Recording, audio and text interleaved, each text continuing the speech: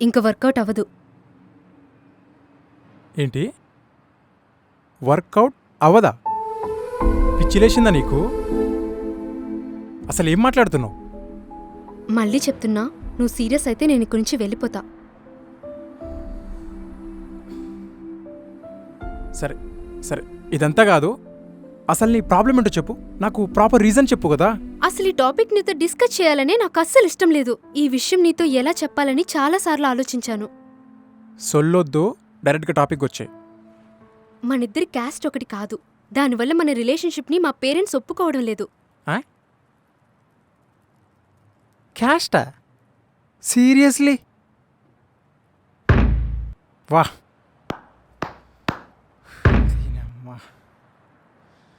Caste అంట. క్యాస్టా?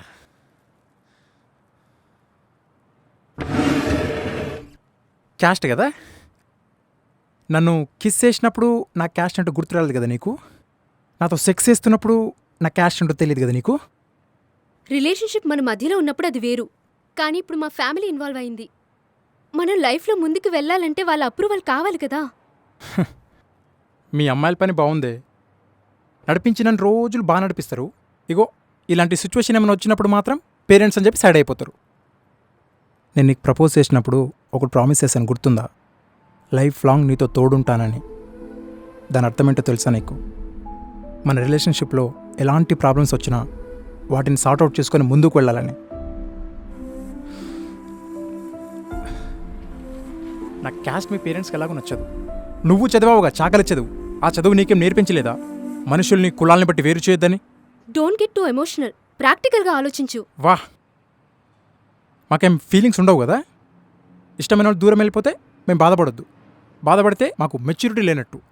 మళ్ళీ దానికి ఒక ట్యాగ్, ఎమోషనల్ ఫూల్స్ అని. ఈజీగా మూవ్ అని కానీ చేత కానీ దద్దమ్మలా కనిపిస్తున్నాను కదా నేను నీకు? Don't play victim card here. నీ ఎమోషనల్ బ్యాగేజ్ని నువ్వే హ్యాండిల్ చేయాలి. That's called maturity.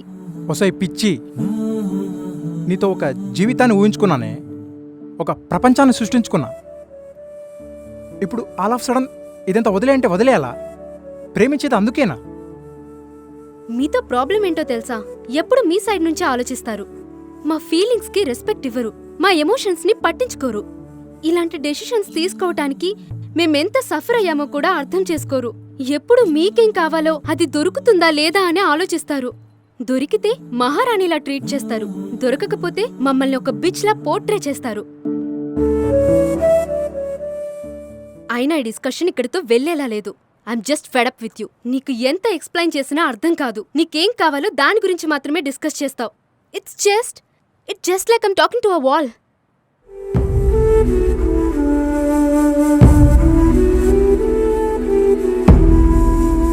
సరే, ఫైనల్గా అడుగుతున్నా, నాకోసం ఇంట్లో వాళ్ళతో ఫైట్ చేస్తావా?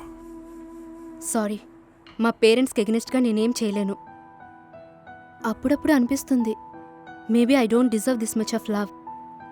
మూవ్ ఆన్ అయిపో. You deserve a better girl. Bye.